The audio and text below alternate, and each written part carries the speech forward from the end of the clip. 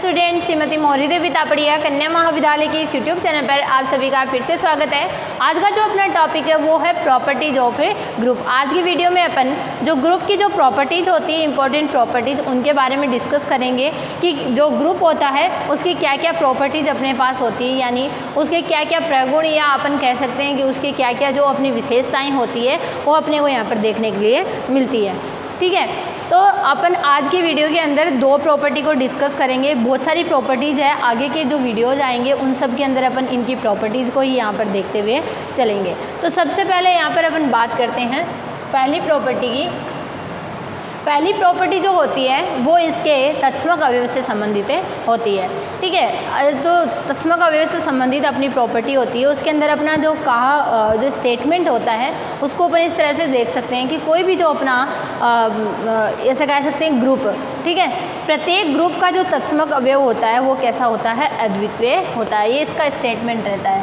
प्रत्येक ग्रुप का तत्समक अवयव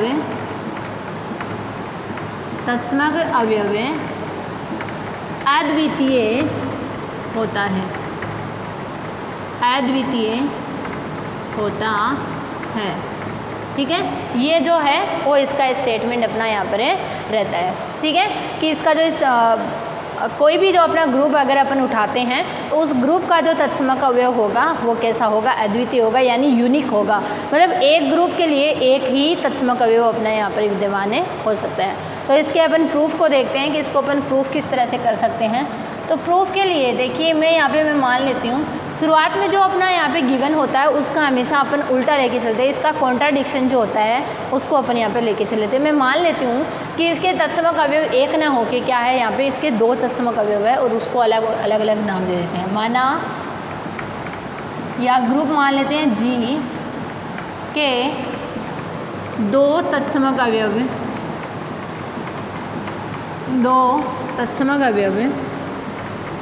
E1 व E2 है। ये अपन ने लेट कर लिया।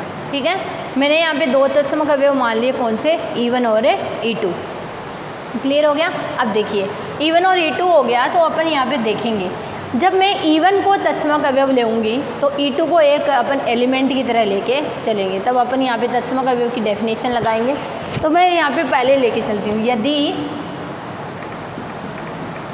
E1 G का तत्समक अवयव है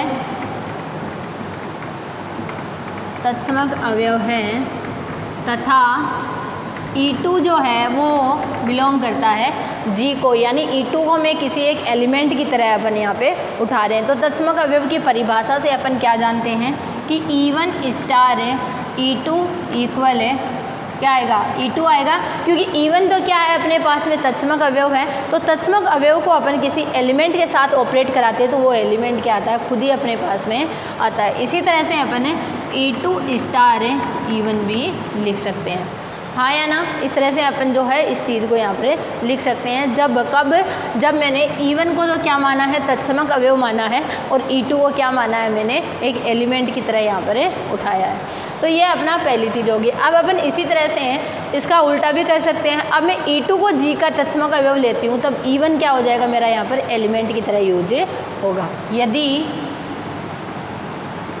इसको मैं इक्वेशन नंबर फर्स्ट नाम दे देती हूँ, ठीक है, यदि E2 G का तत्समक अवयव है, E2 G का तत्समक अवयव है तथा E1 जो है वो G को बिलोंग करने वाला कोई एलिमेंट है। E1 जो है G का अपन ने कोई एलिमेंट उठाया, तब अपन क्या लिख सकते हैं, E1 star E2 equals to, E1 आएगा क्योंकि इस बार एलिमेंट कौन है, E1 है। तो जो एलिमेंट होता है वही अपने पास में आता है। E1 इक्वल है E2 स्टार E1 है, इक्वेशन नंबर 2। ये अपने पास यहाँ पर फाइंड आउट हो जाएगा। तो अब देखिए, अब अपन आगे यहाँ पे इक्वेशन 1 और 2 जो है वो अपने पास में यहाँ पर फाइंड आउट हो गई। तो अपन देखेंगे E1 स्टार E2 यहाँ पे या E1 स्टार E2 यहाँ पर। अगर अपन देखें इनकी लेफ्ट हैंड साइड को अपन लेके चलें, ठीक है, मैं यहाँ पे लिखती हूँ समीकरण 1 व 2 से अपन यहाँ पे लिख लेंगे कि समीकरण 1 व 2 से समीकरण 1 व 2 से, तो समीकरण 1 व 2 से मुझे क्या फाइंड आउट हो जाएगा, E1 स्टार E2 जो है, ठीक है, E1 स्टार E2 है, ये किसके बराबर है, यहाँ पर E2 से, और यहाँ पर E1 स्टार E2 किसके बराबर है, E1 के। तो इन दोनों इक्वेशन से मैं क्या लिख सकती हूँ, E1 इक्वल्स टू E2। मतलब अपन तो यहाँ पे दो अवयव उनको लेके चल रहे थे, अलग अलग अवयव के रूप में लेके चल रहे थे, जबकि वो क्या आ गए अपने पास में, यहाँ पर इक्वल है आ गए। इसका मतलब जो मेरा तत्समक अवयव होगा वो कैसा होगा, यहाँ पर अद्वितीय होगा, यूनिक होगा। अपन दोनों को अलग अलग लेके चले थे, दो एलिमेंट जो है इसके तत्समक अवयव के रूप में लेके चले थे, लेकिन अपने पास में एंड रिजल्ट जो है वो अपने पास में क्या आ गया कि ये दोनों जो है वो अपने पास में इक्वल आ गए। इसका मतलब क्या हो गया कि मेरा जो तत्समक अवयव होगा वो कैसा होगा, यहाँ पर यूनिक होगा। क्लियर हो गया अच्छे से। तो ये अपना यहाँ पर पहला जो थ्योरम है वो रहता है। अब जो है वो अपन इसकी दूसरी प्रॉपर्टी को यहाँ पर डिस्कस करेंगे, जो कि किसके बारे में होती है, इसके प्रतिलोम अवयव के बारे में होती है। पहली जो अपन ने प्रॉपर्टी डिस्कस की थी वो किसके बारे में की थी, तत्समक अवयव के बारे में की थी। अब जो है वो अपन दूसरी प्रॉपर्टी देखेंगे, किसके बारे में, प्रतिलोम अवयव के बारे में। ठीक है, तो प्रतिलोम अवयव के बारे में जो स्टेटमेंट होता है वो ग्रुप का ये क्या रहता है कि प्रत्येक अवयव का जो प्रतिलोम अवयव होता है वो क्या होता है, अद्वितीय होता है। ठीक है, किसी ग्रुप के प्रत्येक अवयव का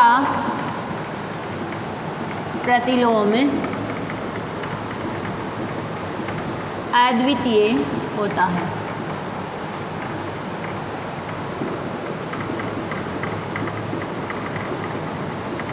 यही लेके चलते हैं अपन। अब देखिए इसके अंदर अपना रहता क्या है, अपन एक एलिमेंट उठा लेते हैं, ग्रुप का कोई एक एलिमेंट अपन यहाँ पे उठा लेते हैं।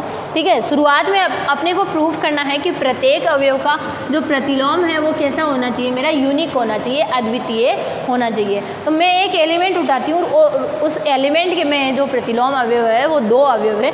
जैसे अपन ने यहाँ पे यूनिक प्रूव करने के लिए अपन ने दो तत्समक अवयव माने थे, वैसे ही किसी जो एलिमेंट है उसके प्रतिलोम अवयव को मैं यहाँ पे दो डिफाइन कर लेती हूँ और फिर अपन उसको इक्वल प्रूफ कर देते हैं। ठीक है, इसी तरह से करेंगे जैसे अपन ने पीछे का थ्योरम प्रूफ किया था। ठीक है, तो लिख देते हैं, माना G एक ग्रुप है तथा A बिलोंग्स टू G के लिए दो प्रतिलोम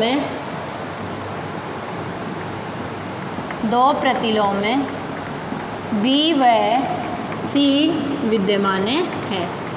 ठीक है, A बिलोंग्स टू G मैंने कोई एक एलिमेंट जो है वो डिफाइन किया है और उसके जो है प्रतिलोम अवयव है मैंने कितने मान लिए यहाँ पे, B और C को मैंने दो को यहाँ पे प्रतिलोम अवयव मान लिया। अब प्रतिलोम अवयव की डेफिनेशन लगा देते हैं। B A का प्रतिलोम है तब A star B equals to क्या आ जाएगा, E या B स्टार A। इसको इक्वेशन नंबर फर्स्ट जो है वो मैंने नाम दे दिया। E यहाँ पे आइडेंटिटी एलिमेंट है। अपन जानते हैं कि किसी एलिमेंट के साथ उसके प्रतिलोम को उसके साथ अप्लाई किया जाता है तो क्या आ जाता है अपना यहाँ पे आइडेंटिटी एलिमेंट अपने पास फाइंड आउट हो जाता है। तो इसी तरह से करेंगे दूसरा वाला। ये तो अपन ने दो एलिमेंट डिफाइन किए ना, तो दोनों के साथ डेफिनेशन अप्लाई करेंगे। C A का प्रतिलोम है, अगर C A का प्रतिलोम हो जाता है तो अपन यहाँ पे क्या लिखेंगे, तब A star C equals to E equals to B C star A। इसको इक्वेशन नंबर 2 मैंने यहाँ पे नाम में दे दिया। अब देखिए इक्वेशन और 1 और 2 की तरह अपन इसको जो है वो लेके चलेंगे। अपने को यहाँ पे प्रूफ करना है B = C, तभी तो ये होगा कि इसका प्रतिलोम अवयव कैसा होगा, अद्वितीय होगा। तो मैं यहाँ पे इस जो लेफ्ट हैंड साइड जो है वो BA वाली उसको यहाँ पे लेके चल लेती हूँ। B * A = E।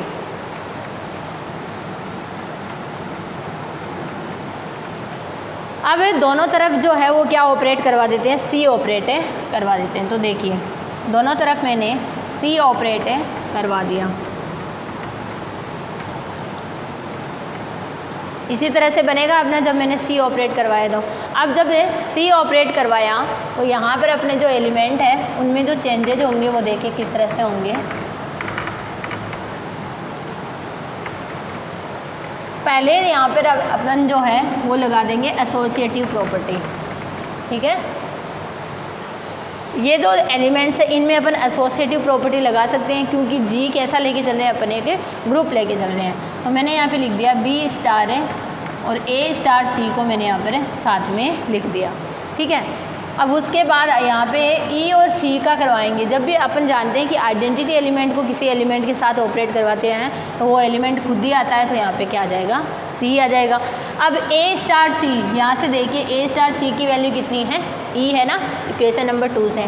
तो बस पुट कर दीजिए B * E = C। तो यहाँ से क्या आ गया, B = C अपने पास में फाइंड आउट हो गया। और यही हमें यहाँ पर प्रूफ करना था कि जो प्रतिलोम जो होता है वो कैसा होता है, इक्वल। अपन दो प्रतिलोम अलग अलग लेके चले थे B और C, और अपने पास में ये दोनों कैसे आ गए, इक्वल आ गए। इसका मतलब कह सकते हैं कि किसी ग्रुप के प्रत्येक अवयव का जो प्रतिलोम होगा वो कैसा होगा, यहाँ पर यूनिक होगा।